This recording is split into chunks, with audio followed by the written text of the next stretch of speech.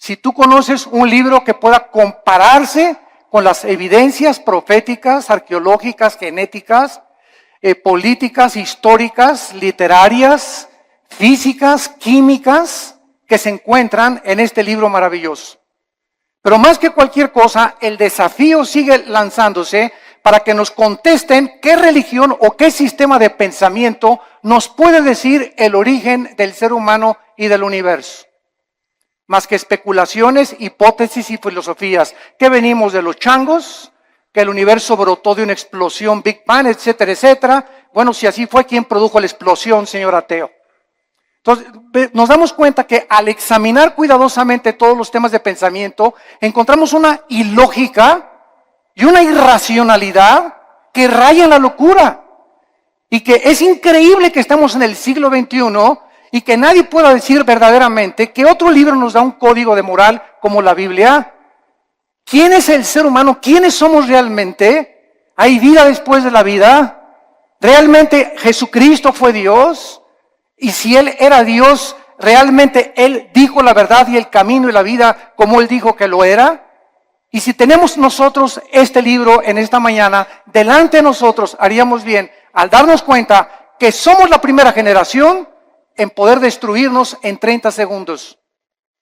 Y ahorita ya se habla en este mes en que nos encontramos de septiembre del 2015 de una guerra mundial, donde Rusia está ya aterrizando helicópteros en Siria, Estados Unidos está siendo provocado, Corea del Norte está provocando, la China está provocando, las naciones cada vez entran más en conflicto, el Medio Oriente continúa siendo una olla hirviendo, donde las naciones están tratando de apoderarse de la producción petrolera, que son el 65% de las reservas petroleras que se encuentran en 3 naciones del Medio Oriente, y el mundo está como loco y la sociedad ha perdido completamente la brújula, principalmente cuando sabemos que la familia es el núcleo y el fundamento de toda sociedad.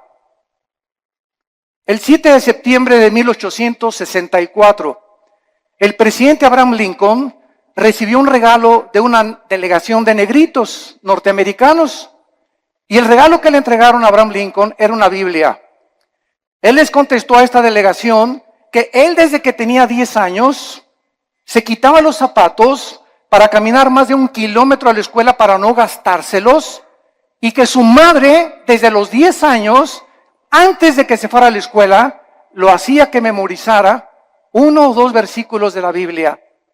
Y entonces el presidente Lincoln, al recibirla, hizo esta declaración: este libro, la Biblia, es el más grande regalo de Dios a la humanidad, porque todo lo que el buen Salvador le dio al mundo se encuentra contenido en este libro. La Biblia, no cabe duda que ha sido dada a la humanidad como el código más grande de conducta y de moral jamás conocido. Ni los códigos de Hammurabi, ni el budismo, ni el islam, ni el hinduismo contienen las leyes morales, las leyes civiles, quiénes somos, qué es el matrimonio, cómo debemos formar una familia, cómo debes de gobernar un negocio. Antes del derecho romano, la Biblia establecía claramente cómo debería ser el gobierno civil de las naciones. Y es impresionante el cúmulo de sabiduría que encontramos en estos 66 libros condensados que forman las Sagradas Escrituras. Si la Biblia no hubiera sido escrita, jamás hubiéramos conocido el código de moral más sublime que tiene la raza humana. Es imposible que los seres humanos hayamos inventado los 10 mandamientos. Es imposible que nosotros que amamos el pecado, que podamos inventar nuestras propias leyes donde estamos nosotros restringiendo los apetitos naturales del corazón egoísta del ser humano. Pero es muy triste que después de que nosotros sepamos que la Biblia es el código de moral más grande para la civilización occidental, en estos tiempos sus enseñanzas, su moral, están cada día siendo más despreciadas y desvalorizadas. La cultura y la sociedad se encuentran cada día hundiéndose sin que nosotros nos demos cuenta. Desgraciadamente, muchas religiones e iglesias acompañan a que si la moda es esta, nos acomodamos a la moda. Si las canciones de la moda son estas, nos acomodamos a la moda. Si la moda es que las mujeres se vistan con escote y con pantalones apretados, la iglesia también tiene que acomodarse a la moda. Desgraciadamente, no se nos ha olvidado que somos una nación diferente, somos un pueblo adquirido por Dios para poder ser diferentes precisamente a donde va la cultura de la sociedad común y corriente. Y esta es la razón por la cual nos está pasando, como decíamos hace mucho tiempo, el fenómeno de la rana. Que si tú tomas una rana y la metes en una olla con agua hirviendo, la rana al calentarse el agua, en lugar de que brinque para no hervirse junto con el agua, la rana se queda en la olla porque la temperatura de su sangre se adapta a la temperatura del agua. Y así estamos en la sociedad que nos rodea, en el pleno siglo XXI, acostumbrándose. Mi esposa y yo veníamos platicando esta mañana en la carretera, que es increíble ya en la televisión, ya se hacen mentadas de mamá, ya se aceptan las mentadas de mamá, ya las dicen en el radio, las dicen en la televisión, hablan de masturbación, hablan de sexo, a las mujeres en los programas de televisión las toman de sus partes más íntimas, cuando todo esto hace 5 y 10 años era imposible. Cada día nos acostumbramos de que ya es normal la inmoralidad, la depravación en la que se encuentra la sociedad. Hemos llegado al punto cultural donde cada quien hace lo que bien le parece ante sus ojos. El diccionario Larousse, enciclopédico, escuchen. ¿Saben ustedes cómo define la moral? El diccionario de Larousse enciclopédico dice así: la moral es lo relacionado a las costumbres o a las reglas de conducta. Damas y caballeros, número 1, ¿quién va a establecer estas reglas de conducta? El diccionario de Larousse continúa diciendo, la moral es lo que es favorable a las buenas costumbres y al deber. Bueno, hay pueblos donde las buenas costumbres, ¿verdad?, es matar. Hay culturas como los nazis, que para ellos era eliminar a los judíos. Hay sociedades como las de Benito Mussolini, el fascismo en Italia, donde se degollaba. Muammar Gaddafi en Libia mataba a su propia gente, en el mundo que vivimos. Entonces, si la moral es lo relacionado a una regla de conducta, esta es la pregunta: ¿quién va a darnos esa regla de conducta? ¿Quién va a determinar finalmente qué es el bien y qué es el mal? ¿Nosotros? Porque para muchas personas ser homosexual es normal, es su estilo de vida. No te metas conmigo, esa es mi vida y yo así soy feliz. Y para ti no. Para otras personas el robar es su forma de vida. Para otras personas el narcotráfico es su forma de vida. Para otros el adulterio. Y tienen 3, 4, 5 esposas, deportistas, artistas, políticos, etcétera, etcétera. Porque esa es su moral. Para los ateos su moral es no creer en nada, ser materialistas. Entonces, esta es la pregunta, la incógnita más grande por la cual Dios nos dejó la Biblia, porque dice la Biblia que Él es el único legislador de la moral. Los seres humanos es imposible que nosotros determinemos lo que es bueno y lo que es malo, porque caemos en el relativismo, donde lo que es bueno para ti, para mí es malo, lo que es malo para mí, para ti es bueno. Entonces, cada quien viva de acuerdo a como le dé la gana. Isaías, hace mucho tiempo, el profeta, había dicho en el capítulo 5, hay de los que a lo bueno le dicen malo y a lo malo le dicen bueno. El impacto de la Biblia ha sido tan grande en la cultura occidental que fue la Biblia la que ayudó a la nación norteamericana, que se había extraviado completamente, y la hizo regresar a sus 5 sentidos a través de la lectura de la Biblia cuando se sumergieron en la esclavitud.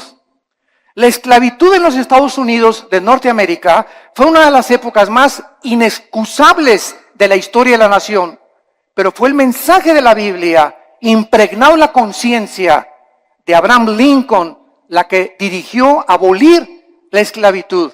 En Inglaterra, William Wilberforce, en 1833, miembro del Parlamento británico, hizo una larga cruzada contra la esclavitud basada en la Biblia. en 1835, 2/3 partes de los miembros del Parlamento británico eran pastores. 2/3 partes del Parlamento británico eran hombres de Dios que tenían la Biblia como su única regla de conducta y de moral. Ahora muy bien, una vez que nosotros comenzamos a cuestionarnos que no podemos nosotros crear nuestra propia moral, este es el principal argumento de muchos ateos y humanistas con los que nos hemos enfrentado en debates. Ningún ser humano podría crear su propia moral, porque si lo hace, se colocaría en el lugar de Dios. O sea, yo tengo la omnisciencia, tengo el conocimiento del mundo, yo sé perfectamente bien qué es bueno y qué es malo, y nadie me tiene que decir lo que sucede con mi vida. Esto fue lo que sucedió con los nazis, con José Stalin, con Mao Zedong, con Idi Amin, con Saddam Hussein, con Friedrich Nietzsche, con Bertrand Russell, con Jean-Paul Sartre, con Carlos Sagan, etcétera, etcétera. Todos estos ateos intentaron establecer su propio código de conducta y de moral que los llevó a la desesperación, a la confusión, a la depresión y a la muerte de más de 100 millones de personas en el siglo XX. La muerte de más de 100 millones de personas en el siglo XX, el siglo más sangriento de la historia, donde alcanzamos los niveles más altos de la ciencia y de la tecnología y descubrimientos científicos, aunado a ser el siglo donde más sangre, donde más guerras se han derramado y más revoluciones. Y esto es una contradicción, es una paradoja. ¿Cómo es posible que el ser humano se cree inteligente, lleguemos a la luna y la época del cibernet y el iPhone, etcétera, etcétera, sin darnos cuenta que interiormente nos estamos desintegrando moralmente? Y este es el engaño más grande, de creer que si por afuera hay dinero, y por afuera hay aplauso, y por afuera hay alabanza, y por afuera hay honor, y títulos, y estatuas, y doctorados, y licenciaturas, por dentro la mayor parte de estas personas son personas desintegradas en su carácter, donde moralmente destruyeron su familia, no les importaron sus hijos, alcanzaron el mundo y van a perder su alma si no se arrepienten antes de que la muerte te sobrevenga. Cuando los nazis sobrevivientes de la Segunda Guerra Mundial, en el famoso juicio de Nuremberg, en 1947-48, en Berlín, Alemania, fueron juzgados, alegaron que ellos habían cometido genocidio porque estos 6 millones de personas que habían matado, ellos no le llamaban matar ni asesinar, le llamaban eliminar por causa del partido. Ellos nunca le robaron a nadie porque ellos le cambiaron la palabra robar, ellos expropiaron solamente. Entonces nos damos cuenta cómo podemos barnizar lo que la Biblia llama pecado. Matar es matar y robar es robar. Entonces la gente, para justificar sus acciones inmorales, tiene forzosamente que cambiar la definición de muchos términos que se encuentran en la Biblia. El famoso escritor anticristiano Bertrand Russell escribió un libro llamado ¿Por qué no soy cristiano? Pero no dijo las causas de por qué no era cristiano, por la cantidad de mujeres que tenía. El ateo alemán Nietzsche, Friedrich Nietzsche, escribió Dios está muerto, porque a Nietzsche no le convenía que Dios existiera, ni que hubiera un ser sobrenatural que le dictara reglas de moral y de conducta, porque era homosexual. Y acabó loco en un hospital psiquiátrico. El escritor francés Jean-Paul Sartre, el padre del existencialismo, en la época de los 60 del siglo XX, escribió 2 libros famosos, La náusea y El muro, donde relata la desesperación Sartre de vivir sin ningún propósito ni significado en la vida. Antes de morir, Sartre le dijo a su esposa, a su hija en los 60, hija, he vivido durante mucho tiempo atacando a alguien que no existe, gastando mi intelecto y mis emociones y mis sentimientos, luchando contra aquellos que creen que sí existe. Y al final de mi vida reconozco, y fue muy honesto Sartre, dijo Sartre, reconozco que al final de mi vida he desperdiciado porque hasta este momento mi filosofía nunca me ha permitido descubrir para qué nací, mi propósito ni la razón de mi vida. Muero conforme a lo que dije en mi libro, la vida es una náusea.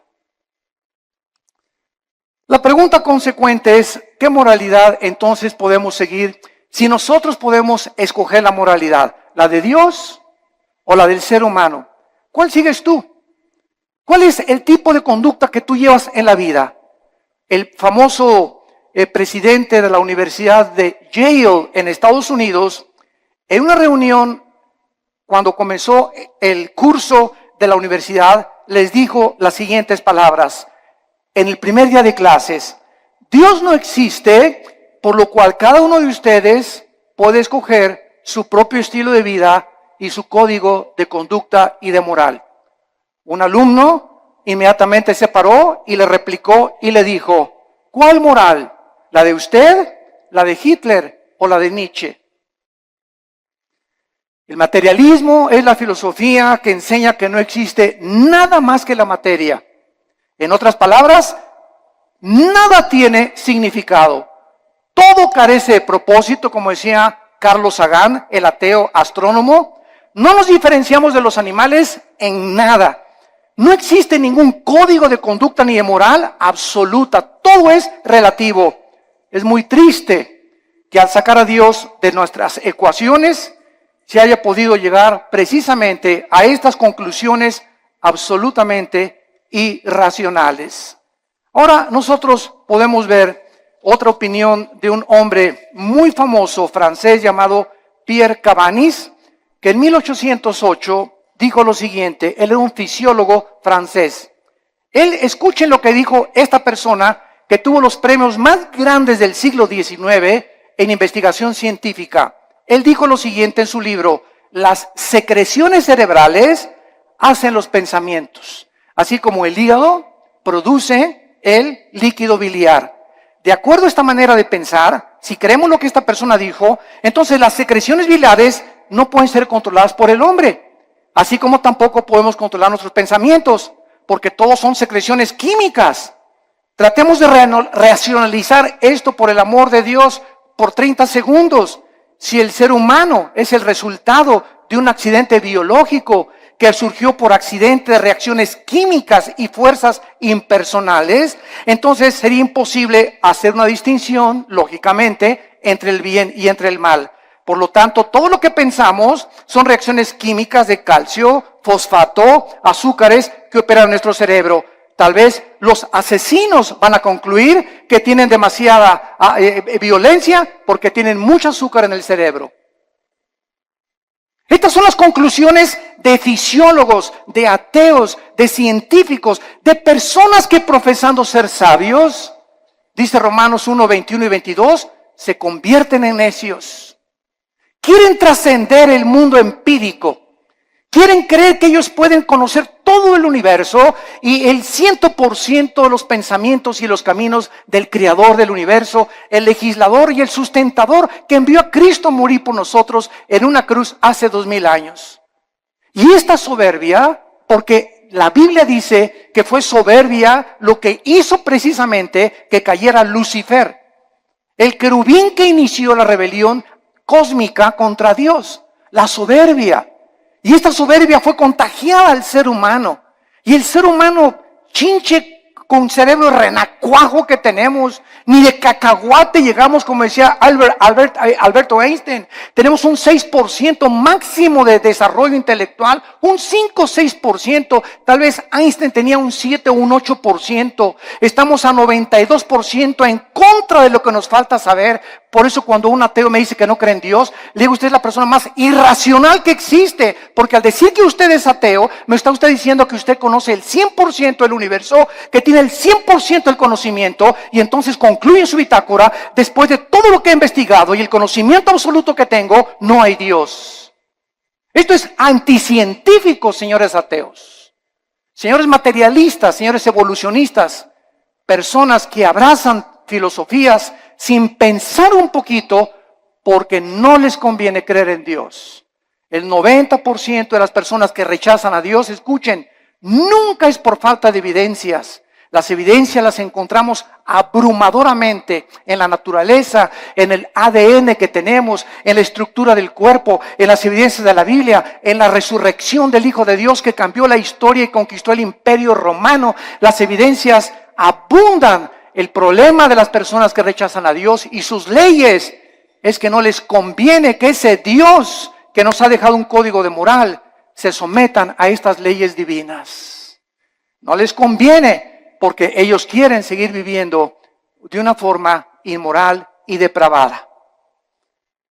Dios es el único que nos puede dar un código de moral y de conducta. Dice en Isaías 33, 22. Porque Jehová es nuestro juez, Jehová es nuestro legislador, Jehová es nuestro rey, él mismo nos salvará. Dice en Isaías 10, versículo 1 y 2, aquellas personas que se atreven, como los 5 jueces en Estados Unidos, que acaban de dictaminar que el matrimonio gay es completamente legal en los 50 estados de la Unión Norteamericana, dice la Biblia en Isaías 10, del 1 al 2. ¡Ay de los que dictan leyes injustas y prescriben tiranía! Para apartar el juicio de los pobres, para quitar el derecho a los afligidos, para quitar a mi pueblo, despojar a las viudas y robar a los huérfanos. Estos 5 hombres se han atrevido. Eran 9 los jueces de la Suprema Corte de Justicia, 4 en contra, 5 votaron a favor. 5 hombres dictaminaron de la noche a la mañana su moral y la impusieron en más de 300 millones de norteamericanos. 5 hombres. Cuando más de la mitad del pueblo norteamericano está en contra de esto. Esto es impresionante. Dios no solamente nos dejó un código moral y conducta, sino que también nos proveyó a su Hijo Jesucristo, para que Él bajara en el mundo y pudiera confundir la sabiduría de los sabios, el entendimiento de los entendidos, y para que Jesucristo nos enseñara que si nosotros queremos comenzar a entender a Dios, a comprender quiénes somos, mi razón y propósito por el cual vivo, que no es hacer dinero, ni llegar a ser presidente de la República, ni ser presidente o CEO, Chief Executive Officer de la más grande empresa norteamericana, ni tener miles de compañías de bienes raíces, todas estas cosas, ¿verdad? Y todos estos hombres, o sea, el deportista más destacado con el Balón de Oro, o la cantante más prodigiosa, todas estas cosas que los seres humanos han alcanzado al estar ahí arriba, en la cima, en el éxito, descubren lo que la Biblia nos muestra, que siguen vacíos. Puedes tener 10 mujeres, te pueden dar 5 doctorados, puedes llegar a ser presidente de la República, y cuando te bajes del trono, ¿qué? ¿Ahora qué? ¿Ahora qué sigue? Como este competidor ahorita en Estados Unidos, ¿verdad? Que es un multibillonario, que tiene más dinero que cualquier otra persona tal vez en el mundo, pero yo no quiero mi dinero, estoy cansado, estoy aburrido, estoy vacío. Me tengo que involucrar en algo, ahora quiero que mi ego sea satisfecho y quiero postularme como presidente de la República. ¿Por qué lo hace? Cualquier persona lo diría. Oye, yo con eso me retiro, me voy a las Islas Vírgenes, me voy a Cancún, me voy a la Riviera Maya, me voy a viajar, me voy a enviar. Pero nos damos cuenta que nacimos con un vacío que solo Dios lo puede llenar, y puedes tener el dinero del mundo, la posición que tú quieras, mientras no tengas a Dios en tu vida. En la persona de Jesucristo seguirás de una botella a la otra, de una mujer a la otra, de una filosofía a la otra, buscando siempre y sin encontrar, vagando en el mundo como un vagabundo en un desierto, como un nómada en el desierto, porque nada más Dios nos puede dar el sentido para que nosotros podamos seguir viviendo. Como dijo el gran teólogo Agustín de Hipona, oh Dios, tú nos hiciste a tu imagen y semejanza, y fuera de ti, mi alma no tiene descanso. Solo en Dios podemos nosotros descansar completamente. Vemos nosotros que el cambio más trascendental del siglo XXI se llevó a cabo este año.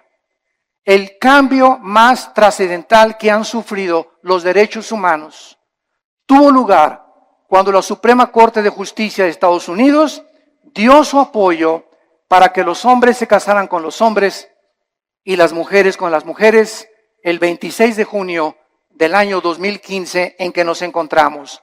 Además de esta legislación, el presidente Obama dio su total de consentimiento y además pintó la Casa Blanca con los colores del arco iris. El arco iris es el símbolo de Dios que Dios le dio a Noé. Y en Apocalipsis 4 aparece el arco iris. Y ahora la depravación moral del ser humano comienza a tomar las cosas sagradas de Dios y apropiárselas a ellos para levantarlas como un signo para justificar su inmoralidad. Hasta este momento había 37 estados de la Unión Norteamericana que ya habían legalizado los matrimonios del mismo sexo. Los medios de comunicación comenzaron a difundir a través de revistas, YouTube, Internet, películas, videos, televisión, Internet, imágenes de hombres besándose entre ellos, agarrados de la mano, películas para que infiltren los matrimonios y las familias de millones de personas para que los niños crezcan creyendo que es normal. Se han repartido en Estados Unidos, en las primarias y en algunas naciones de Europa y de Sudamérica, revistas en primaria donde se les enseña que es otro estilo de vida y que si un niño reconoce a los 5 o 10 años que es homosexual, lo dejen entrar al baño de las niñas. ¿Por qué? Porque ese niño no es niño, es niña. Aunque se baje los chones y el espejo le diga que es niño, algo en su cerebro le dice, no, soy niño, soy niña. Y con esa actitud completamente de desorden mental, que la Asociación de Psiquiatría Norteamericana calificó como una abominación y como un desorden mental, ahora le cambiaron la definición y el homosexualismo ya no es un problema mental, simplemente es una de las múltiples enfermedades que el ser humano padece. No cabe duda que la mayoría de los gobiernos del mundo no han podido comprender, damas y caballeros, el matrimonio es la institución más santa, más sagrada que existe en la historia del ser humano. El matrimonio y la familia es el fundamento de la sociedad.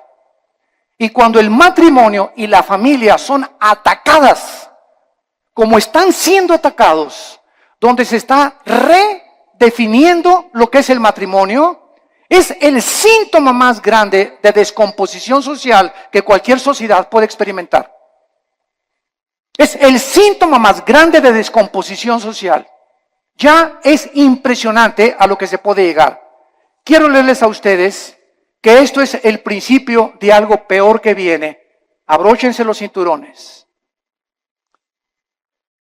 Nosotros encontramos que no solamente esto es algo que está completamente perturbando la filosofía, la moral, la psiquiatría y todas las demás cosas, sino que también estamos descubriendo que en todas estas cosas que se descubren, los derechos homosexuales están abriendo la puerta para los derechos de la pedofilia. Escuchen esto, la Corte Suprema de Estados Unidos, los 5 jueces que votaron para legalizar el matrimonio gay, son los mismos jueces que están abogando y argumentando legalizar a los pederastas, argumentando que están sufriendo discriminación, usando la misma táctica de los activistas de los derechos gays. Los pedófilos han comenzado ahora a buscar el mismo estatus, argumentando, escuchen esto, que su deseo por los niños es una orientación sexual diferente que los heterosexuales y los homosexuales. A uno le gusta una mujer y un hombre, a otro le gusta hombre con hombre. Bueno, aquí hay 2 tipos de sexualidad. Ahora nosotros somos la tercera categoría, dicen los pedófilos y los pederastas. A nosotros nos gustan los niños. Y es otra orientación sexual. Esto es increíble. Pero no nos damos cuenta que un pecado da pie a otro pecado.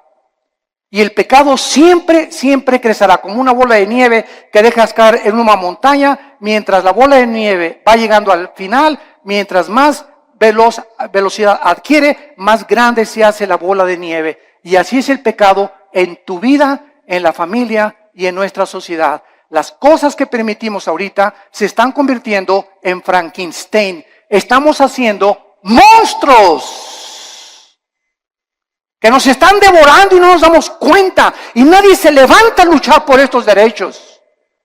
Se aceptan ya como algo normal y se aplaude por todos lados. Y la corriente nos está llevando a todos sin darnos cuenta que ahí vamos arrastrados por este tsunami de depravación.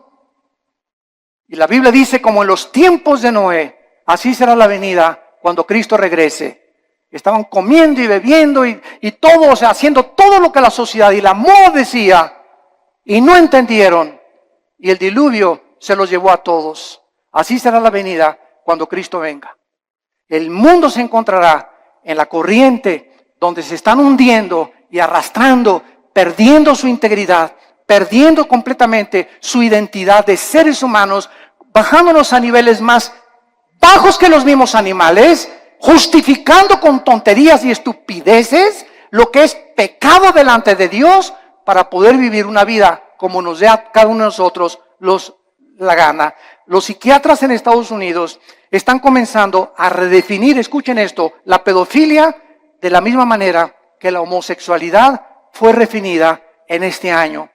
La homosexualidad era considerada hace algunos años un problema o un desajuste mental muy grave de la personalidad humana, pero en 1973 la Asociación de Psiquiatría Norteamericana la descalificó como un problema mental. Ahora, la misma Asociación Psiquiátrica Americana ha convocado un simposio, escuchen esto, para proponer darle a la pedofilia una nueva definición en el Manual de Diagnósticos y Estadísticas de Desórdenes Mentales. Argumentaron en este reporte, en este simposio, que el potencial, escuchen, negativo del sexo de los adultos había sido sobreestimado y que la mayoría de los hombres no reportan, manifiestan efectos sexuales negativos de sus abusos sexuales en la infancia. O sea, en otras palabras, un niño que es abusado y es violado no tiene ningún problema, ni ningún desorden emocional ni psíquico cuando sea un adolescente. Bueno, nos hemos vuelto locos. Nos hemos vuelto locos, señores psiquiatras y psicólogos que están, ustedes que son expertos en querer conocer el estado del ser humano, el por qué la conducta del ser humano, por qué nos conducimos como nos conducimos. Ustedes han perdido también la brújula, donde ya no sabe nadie qué es el bien y qué es el mal, hasta la pedofilia van a legalizar.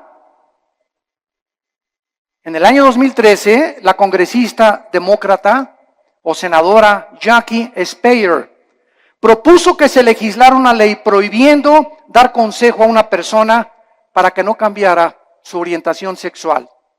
Esta propuesta define la pedofilia como una orientación sexual que debe tener los mismos derechos de los homosexuales.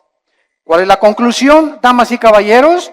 Que muy pronto la pedofilia, la pederastia, se convertirá en la próxima revolución de los derechos para los pederastas. Nuestras leyes ya no están basadas en un código judeo-cristiano, sino en la nueva moral. En una sociedad que está aceptando el adulterio, la fornicación, la masturbación, la homosexualidad, el exhibicionismo, el voyerismo, la bisexualidad, el sadomasoquismo, y ahora quieren legalizar la pederastia. Y la sociedad, ¿dónde se encuentra? Los malos triunfan cuando los buenos no hacen nada. Es el tiempo de levantar nuestra voz. Es el tiempo de recobrar nuestros valores en nuestra patria querida que es México. Luchemos por lo menos por nuestra propia patria.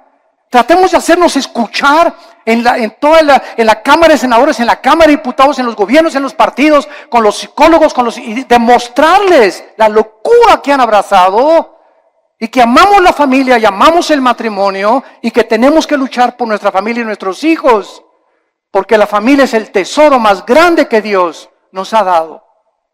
Y el día que tú pierdas el amor por tu familia, has perdido todo completamente en la vida, porque te conviertes en un ególatra total, en una persona donde ya no le interesa absolutamente nada más que tus propios intereses personales, tu empresa y las cosas que pueden edificar tu ego. Acabará finalmente el núcleo familiar devastado y destruido por la perversión irracional e inmoral de la raza humana. ¿Hacia dónde queremos que vamos a acabar? ¿A dónde creemos que vamos a llegar con estas leyes donde el diseño de la familia está siendo destruido? ¿Qué seguirá después de la pedofilia? ¿La poligamia? ¿También se va a legalizar tener 3 o 4, como la religión mormona lo permite, 3 o 4 esposas? La mayoría de la humanidad no tiene ni siquiera concepto de quién instituyó el sagrado vínculo, el matrimonio, ni con qué propósitos. El matrimonio no es un invento de los seres humanos. El matrimonio fue instituido por Dios en la Biblia. Desde el capítulo 2 del Génesis, Dios dijo: dejará el hombre a su padre y a su madre, se unirá a su mujer, no a Pancho, ni a Roberto, ni a Carlitos. Se unirá a su mujer del sexo opuesto y se unirán los dos. Y esta es la razón, dice la Biblia, por la cual le di órganos sexuales al hombre, órganos reproductores sexuales a la mujer. Al león lo hice león, a la leona la hice leona, al chango es chango, a la changa es changa. La misma naturaleza nos muestra que es antinatural. Nunca verás a un león arriba de otro león, ni a un hipopótamo arriba de otro hipopótamo, ni a una jirafa arriba de otra jirafa, a menos que tengan el sexo combinado. ¿O que también el sexo es otro accidente en la naturaleza, señores materialistas evolucionistas? ¿Es otro accidente también? Si no nos conformamos al código moral, veamos la naturaleza. ¿Por qué existen los sexos? ¿Apareció también por accidente el sexo? O sea, como le dije yo a un maestro evolucionista en una universidad, usted se burló conmigo y me dice: ¿usted es de los que cree que venimos de Adán y Eva? Y le dije: ¿usted es de los que cree que venimos del chango? Y me dijo: ¿a qué se refiere usted? Le dije: los evolucionistas y los materialistas, escuchen bien, no tienen una sola evidencia científica de una mutación de una especie a otra especie. Han pasado más de 150 años del libro de Darwin, El origen de las especies, y hasta este momento nunca se ha encontrado una mutación entre una especie y otra especie. Es una teoría que es aceptado como una verdad, porque así lo dijo Goebbels, el ministro de propaganda de los nazis. Cuando una mentira se propaga 100 años, se acaba aceptando como una verdad. Y ahorita las universidades, van ustedes al Museo de Historia de México, a cualquier museo en el mundo, y encontramos que se describe que venimos de los animales, que de un dinosaurio nos convertimos hombres, o de un pez se convirtió en una jirafa, o un hipopótamo se convirtió en un chango o en una cabra. Esto es al mismo tiempo los mismos aminoácidos, la misma biología, la misma genética, la misma ciencia nos muestra que es anticientífico. ¿Pero por qué lo abrazan? ¿Por qué lo creen? Repito, porque no tienen otra alternativa. No saben qué explicarle a la gente. Porque el día que digan que no es cierto, tienen que aceptar la Biblia. Porque es la única opción que se les presenta. Y es tan grande la soberbia intelectual de los maestros y de los científicos que es una humillación decir: estábamos equivocados y la Biblia tenía la razón. Esta es la verdadera razón que se encuentra en el corazón tan corrupto del ser humano. La familia es el tesoro más grande que la Biblia nos pueda mencionar. Y encontramos en el libro de Levítico, claramente en el Antiguo Testamento, lo que Dios piensa acerca de la homosexualidad. Dice la Biblia en el versículo 19, vean ustedes las leyes morales de Dios dadas, damas y caballeros, hace más de 2500 años. Vean ustedes estas leyes que los seres humanos no pudimos haber inventado. Dice Levítico capítulo 18, versículo 19. No llegarás a la mujer para descubrir su desnudez mientras esté en su impureza menstrual.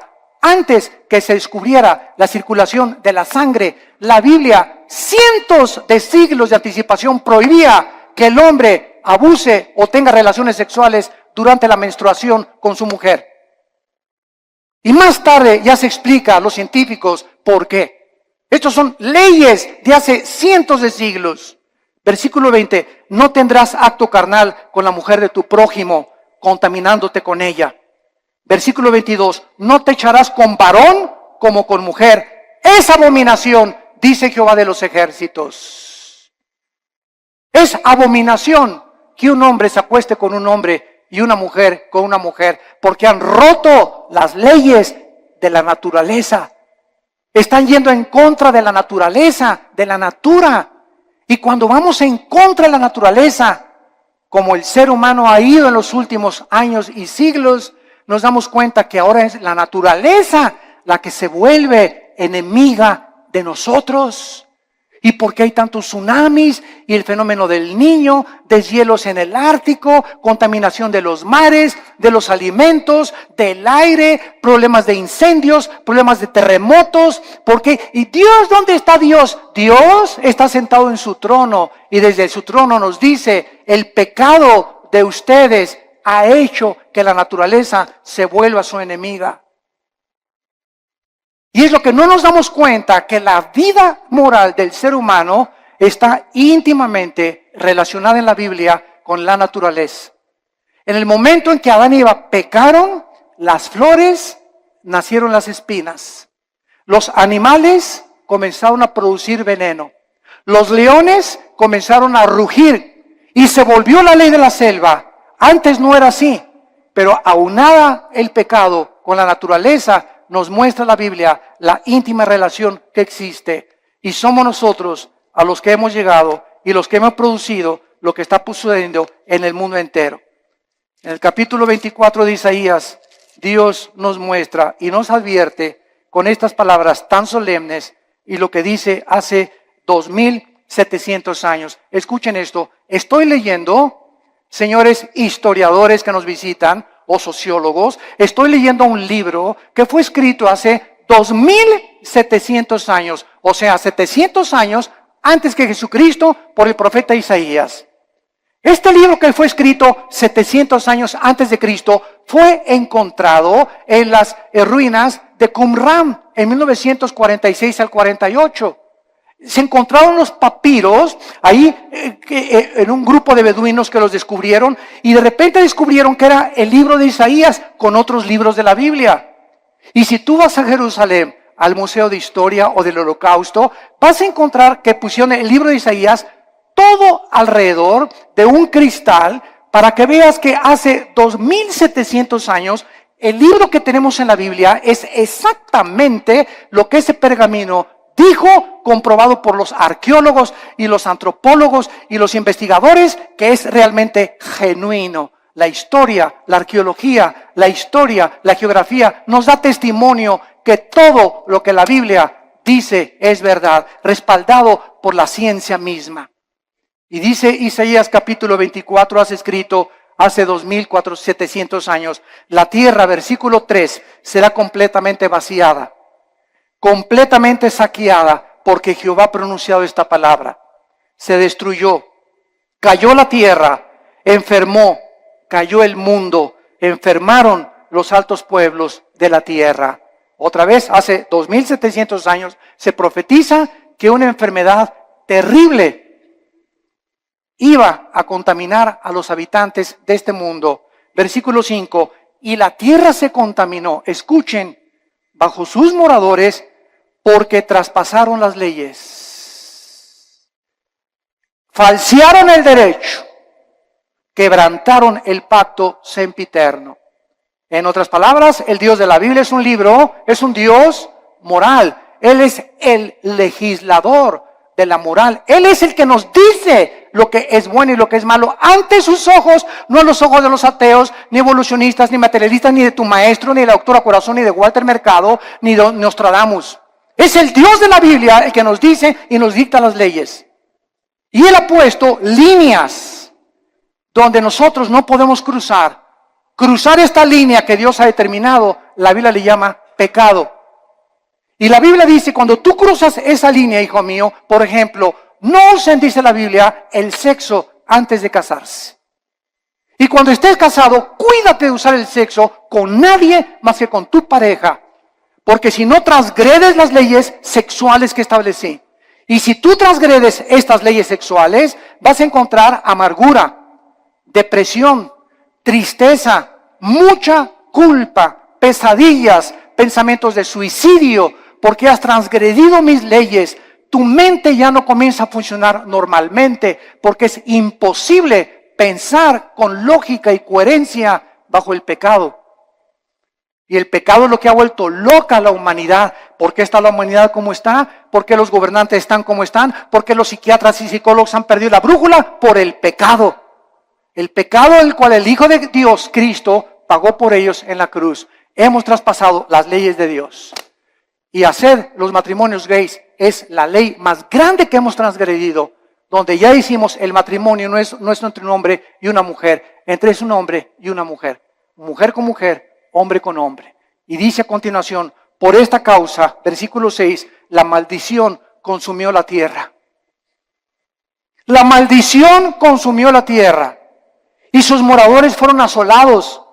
Por esta causa fueron consumidos los habitantes de la tierra y disminuyeron los hombres.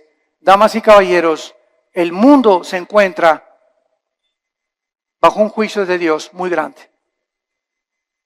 No se imaginan lo que va a suceder en los próximos meses o en los próximos años. Van a haber cosas que dice el Evangelio de Lucas capítulo 21 y Mateo capítulo 24, que los hombres van a desmayarse de las cosas que van a acontecer. De los mares, dice la Biblia en Lucas 21, que se van a venir sobre las costas. De los terremotos de más de 8 o 9 grados que se van a venir. De la lluvia de meteoros que ya no tardan en azotar la tierra. De este hombre que va a surgir en el Medio Oriente llamado el Anticristo, que gobernará Europa y parte del Medio Oriente. La China se convertirá en enemigo del Anticristo. Vendrá una guerra otra vez internacional. Y ahí en Jerusalén, en la tercera guerra mundial, en el Armagedón, vendrá el Señor Jesucristo con todos nosotros. Porque antes de que todas estas cosas pasen, nosotros nos vamos a casa. No sabemos el día ni la hora. No sabemos el día ni la hora.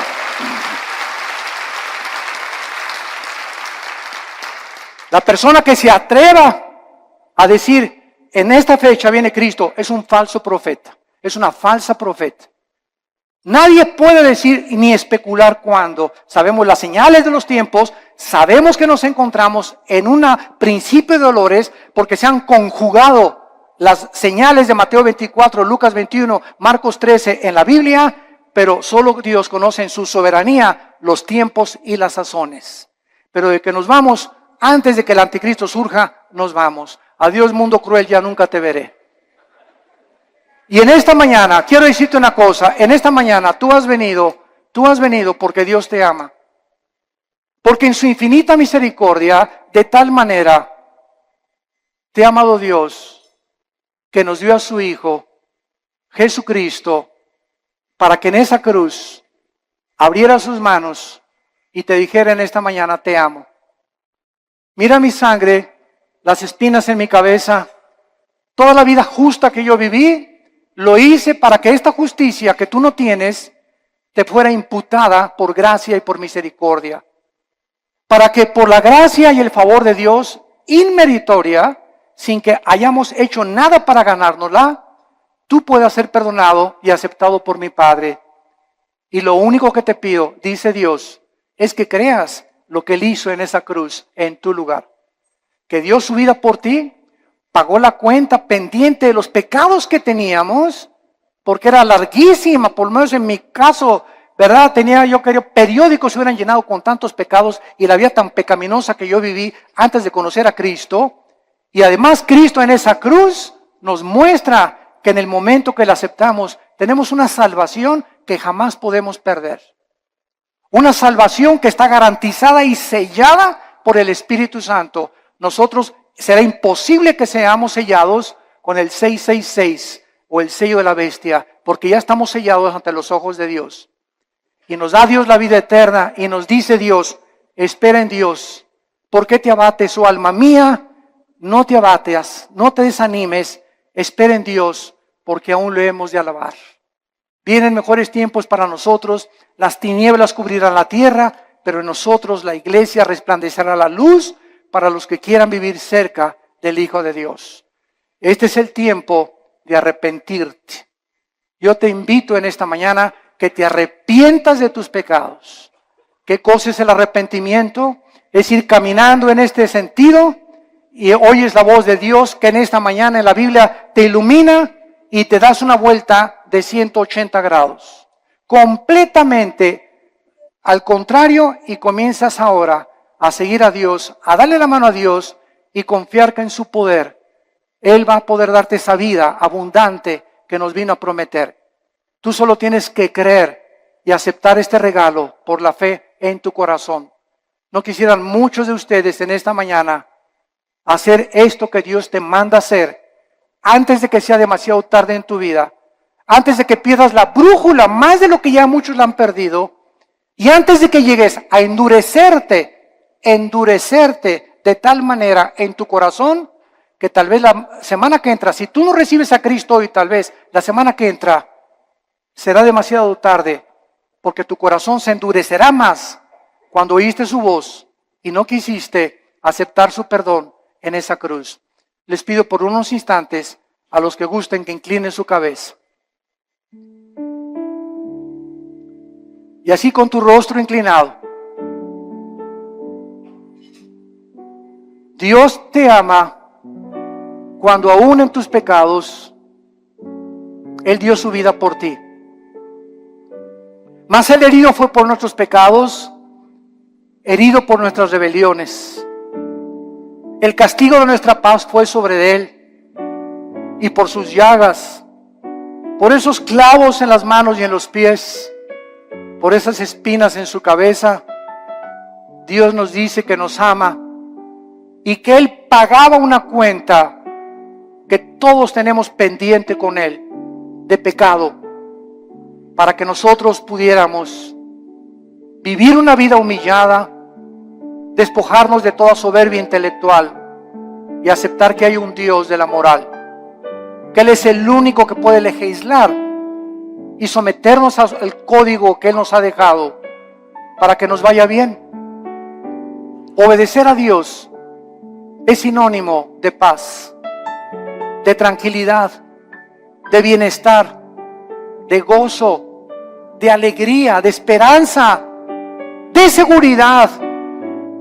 Rechazar los códigos morales de Dios y rechazar lo que Él hizo en la cruz es vivir una vida de autodestrucción, donde cada día te sumergirás más y más sin que te des cuenta en el pecado, y cuando mueras te esperará el infierno, porque es el infierno, la Biblia dice, y Cristo mencionó más veces el infierno que el cielo, que espera a las personas que por el amor de Dios en la cruz lo despreciaron y lo rechazaron y escogieron la eternidad separados de Él. ¿Qué tengo que hacer? Me preguntarás, para que en este momento yo pueda estar tranquilo a la hora de mi muerte y tener la absoluta seguridad de que Dios está conmigo y yo con Él. Arrepiéntete de tus pecados. Reconoce que tu vida ha ofendido las leyes de Dios. Cree que en la cruz Cristo pagó con su sangre por tus pecados y que a los 3 días Dios lo levantó de los muertos, le dio vida, lo resucitó para darnos la esperanza de que vamos a volver a vivir, que vamos de paso por esta vida, que esta vida no lo es todo, nos espera la eternidad en el cielo o en el infierno. Señor Jesús, te pido que entres a mi corazón. Te recibo como mi Señor y mi Salvador. Lávame con tu sangre. Dame el poder del Espíritu Santo de vivir para ti. Y te doy las gracias por tan grande amor. Amén. Vida Nueva para el Mundo se sostiene y propaga el mensaje de salvación de Jesucristo gracias a Dios y a tus donativos. Llevemos juntos el Evangelio de Jesucristo al mundo entero. Realizamos eventos, seminarios, congresos y diferentes programas para dar a conocer el mensaje de salvación y el poder de nuestro Señor, transformando y edificando vidas de mujeres, hombres, niños alrededor del mundo. ¿Qué pasa cuando decides hacer tu donativo? Aunque no puedas llevar la palabra personalmente a todo el mundo, de esta forma lo estás haciendo. Con tus donativos o aportaciones, estás sembrando y formando parte de lo que Dios está haciendo en su obra. Estás ayudando a traer luz a la oscuridad, paz al conflicto y esperanza a los que no tienen ninguna. Dona desde México.